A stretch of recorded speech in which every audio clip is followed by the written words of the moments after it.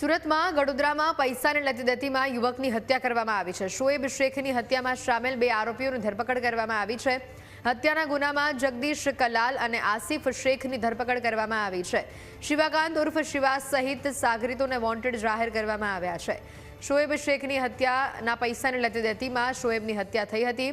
ગુડાદરા canal પાસેના મેદાનમાંથી મળી હતી। પોલીસે ગણતરીના કલાકોમાં જ આ ગુનાનો ભેદ ઉકેલી કાઢ્યો।